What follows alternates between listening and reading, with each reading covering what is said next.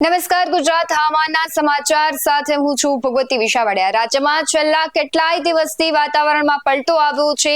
ચોમાસામાં જે ઓગસ્ટ મહિનામાં ત્રીજો રાઉન્ડ વરસાદનો આવવાનો હતો એ આવ્યો ને હવે ધીમે ધીમે મેઘરાજા બ્રેક લઈ રહ્યા હોય તેવું લાગી રહ્યું છે। પરંતુ અત્યારે તહેવારોની સિઝન છે, એમાં પણ ગઈકાલે જ્યારે ગણેશ ચતુર્થી હતી ત્યારે છૂટાછવાયા રાજ્યોમાં જે કહેવાય વરસાદી ઝાપટા પડ્યા હતા। પરંતુ આગામી દિવસોમાં હવે નવરાત્રીનો તહેવાર આવવાનું છે ત્યારે હવામાન વિભાગ અને હવામાન નિષ્ણાંતો દ્વારા આગાહી કરવામાં આવી છે કે તો આ વખતે ખેલૈયાઓના મનમાં પ્રશ્ન થશે કે આ વખતે નવરાત્રીમાં વરસાદ પડશે તો રમીશું કેવી રીતના। ત્યારે હવામાન વિભાગ દ્વારા પણ આગામી દિવસોને લઈને જે કહેવાય છે કે અનુમાન જાહેર કરવામાં આવ્યું છે અને હવામાન નિષ્ણાંત અંબાલાલ પટેલે પણ નવરાત્રીને લઈને આગાહી કરી છે। ત્યારે વાત કરીએ રાજ્યના મોટાભાગના વિસ્તારોની, એક સપ્તાહથી ભારે વરસાદ પડી રહ્યો છે અને નદી નાળા તથા જળાશયો છે છલકાઈ ગયા છે। ત્યારે ફરી એક વખત વરસાદનું જોર રાજ્યમાં વધી શકે તેવા અહેવાલ સામે આવ્યા છે। જાણીતા હવામાન નિષ્ણાંત અંબાલાલ પટેલે ફરી એક વખત આગાહી કરી છે કે 30 ઓગસ્ટ સુધી અને સપ્ટેમ્બરના શરૂઆતમાં રાજ્યના કેટલાક ભાગોમાં મુશળધાર વરસાદ રહેવાની શક્યતા છે। ગુજરાતમાં ફરીથી વરસાદી જે પરિસ્થિતિ છે ઊભી થવાની શક્યતાઓ વ્યક્ત કરવામાં આવી રહી છે। ત્યારે અંબાલાલ પટેલે આગાહી કરી છે કે 28 ઓગસ્ટથી 31 ઓગસ્ટ દરમિયાન રાજ્યના અનેક વિસ્તારોમાં સારું વરસાદી વાતાવરણ જોવા મળશે। ખાસ કરીને ઉત્તર ગુજરાતમાં સમયગાળામાં 2 થી 4 ઇંચ જેટલો વરસાદ પડી શકે છે। હવામાન વિભાગના નિષ્ણાત અંબાલાલ પટેલે વરસાદને લઈને એક આગાહી કરી છે। તેમના જણાવ્યા મુજબ વરસાદ હજુ ગયો નથી।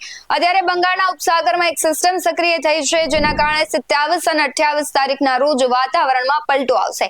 જે પ્રમાણે અગાઉ પણ આગાહી કરવામાં આવી હતી તે પ્રમાણે રાજ્યમાં વરસાદ વરસ્યો છે। હવે કહેવાય છે ઓગસ્ટ મહિનાના પૂર્ણ થવાને આરે આવ્યો છે અને 2-3 દિવસો છે ત્યારે પણ વરસાદ છે તે વરસવાનું છે। અમુક વિસ્તારો છે ત્યાં એલર્ટ આપવામાં આવ્યા છે, અમુક વિસ્તારો છે ત્યાં કંઈ આમ છૂટાછવાયા વરસાદ છે તેવી આગાહી કરવામાં આવી છે। ખાસ કરીને વાત કરીએ તો 30 ઓગસ્ટ સુધી અને સપ્ટેમ્બરના શરૂઆતમાં જ રાજ્યના કેટલાક ભાગોમાં મુશળધાર વરસાદની શક્યતા છે। તેમણે આગાહી કરતા કહ્યું છે કે 30 ઓગસ્ટ સુધી અને સપ્ટેમ્બરના શરૂઆતના જે કહેવાય છે દિવસો છે તેમાં રાજ્યના કેટલાક ભાગોમાં વરસાદ વરસશે। ખાસ કરીને ઉત્તર ગુજરાત, મધ્ય ગુજરાત અને પૂર્વ ગુજરાત તથા સૌરાષ્ટ્રના ભાગોમાં અને દક્ષિણ ગુજરાતના ભાગોમાં વરસાદની શક્યતા રહેશે। અરવલ્લી, સાબરકાંઠા અને પંચમહાલના જે ભાગો છે ત્યાં વરસાદની શક્યતા વધારે દેખાઈ રહી છે। તેમણે એમ પણ કહ્યું છે કે કેટલાક ભાગોમાં 4 થી 6 ઇંચ જેટલો વરસાદ પડશે। તેમણે આગાહી કરતા કહ્યું છે કે 18 થી 30 સપ્ટેમ્બર દરમિયાન બંગાળના ઉપસાગરમાં હવાનું હળવું દબાણ ઊભું થવાને કારણે નવરાત્રીના દિવસોમાં પણ વરસાદ થવાની શક્યતા રહેશે। જે પ્રમાણે અત્યારે અંબાલાલ પટેલ છે અનુમાન લગાવી રહ્યા છે, આગાહી કરી રહ્યા છે કે નવરાત્રીના દિવસોમાં જો સર્ક્યુલેશન જે ક્રિએટ થાય છે, સક્રિય થશે તો નવરાત્રીના દિવસોમાં ખેલૈયાઓને જે ગરબા રમવા એમાં ખલેલ પડશે। અને ખાસ કરીને ગયા વર્ષે પણ આપણે જોયું હતું કે નવરાત્રીના છેલ્લા દિવસો હતા ત્યારે વરસાદ પડ્યો હતો, ત્યારે આ વખતે પણ સંભાવનાઓ વ્યક્ત કરવામાં આવી રહી છે। દાહોદ અને વડોદરા જિલ્લાની વાત કરીએ તો વરસાદની અસર ત્યાં જોવા મળશે। ત્યારે મહીસાગર જિલ્લામાં ભારે વરસાદ થવાની આગાહી કરવામાં આવી છે। રાજ્યના વિવિધ વિસ્તારોમાં વરસાદને કારણે તાપમાન ઘટશે અને વાતાવરણ ભેજાળ બનશે। આગામી દિવસોમાં પણ વરસાદી ઝાપટા ચાલુ રહેશે। 5 સપ્ટેમ્બરથી 10 સપ્ટેમ્બર વચ્ચે ઉત્તર અને પૂર્વ ગુજરાત તેમજ સૌરાષ્ટ્રના વિસ્તારોમાં હળવાથી લઈને ભારે વરસાદી ઝાપટા પડી શકે છે। આ વરસાદ ખેડૂતો માટે ખાસ કરીને લાભદાયી સાબિત થઈ શકે છે, કારણ કે ખેતી માટે પાણીની જરૂરિયાત પૂરી થશે।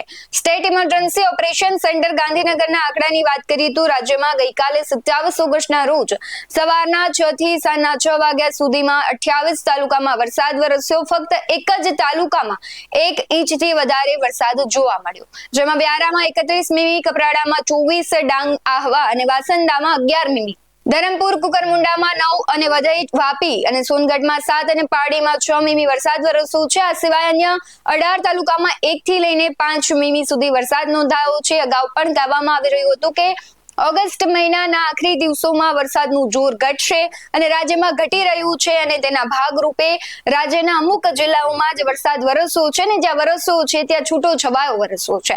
હવામાન વિભાગ દ્વારા ગુજરાતમાં હજુ પણ આગામી 7 દિવસ ગાજવીજ સાથે હળવામાં મધ્યમ વરસાદની આગાહી કરવામાં આવી છે। સાથે જે પ્રમાણે વાત કરી હતી કે 28મી ઓગસ્ટ સુધી માછીમારોને દરિયો ન ખેડવાની ચેતવણી આપવામાં આવી છે। જે પ્રમાણે આગાહી કરાઈ હતી એ પ્રમાણે અરબ સાગરમાં સિસ્ટમ સક્રિય થવાની હતી અને સિસ્ટમની અસર કરંટ રૂપે ઘણી વખત થતી હોય છે, એટલે માછીમારોને દરિયો ન ખેડવા પણ ચેતવણી આપવામાં આવતી હોય છે. ઘણા એવા વિસ્તારો છે કે જ્યાં એલર્ટ કરવામાં આવ્યું છે, પરંતુ હવે રાજ્યના સિઝનની કુલ વરસાદની વાત કરીએ તો 85.25% વરસાદ નોંધાયો છે, જેમાં કચ્છમાં 85.14%, ઉત્તર ગુજરાતમાં 88.80%, પૂર્વ મધ્ય ગુજરાતમાં 80.21%, સૌરાષ્ટ્રમાં 83.75% અને દક્ષિણ ગુજરાતમાં 88.46% વરસાદ વરસ્યો છે. સરદાર સરોવર નર્મદા નિગમ લિમિટેડમાં 26 ઓગસ્ટની સાંજના 4 વાગ્યા સુધીમાં જે પાણીનો સંગ્રહ થયો હતો એના પણ આંકડા આવ્યા છે, જે કુલ સંગ્રહ ક્ષમતાના 89.88% જેટલું છે. રાજ્યના અન્ય 206 જળાશયો છે, તેમાં પણ જે ક્ષમતા છે સંગ્રહની તે પ્રમાણે પાણી દેખાઈ રહ્યું છે. એમાં 79.70% ભરાઈ ગયો છે અને 100% ભરાયેલ ડેમોની સંખ્યા અત્યારે 70 છે.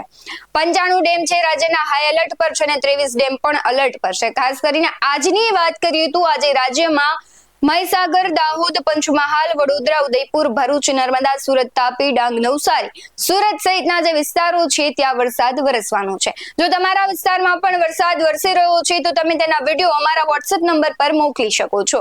આવા જ વધુ અહેવાલો સાથે ફરી મળતા રહીશું. તમે અમારી YouTube ચેનલને સબસ્ક્રાઇબ કરવાનું, અમને Facebook અને Instagram પર ફોલો કરવાનું ભૂલશો નહીં. બાકી અવનવી અપડેટ્સ મેળવવા માટે જોતા રહો BS9 ટીવી ન્યૂઝ. નમસ્કાર.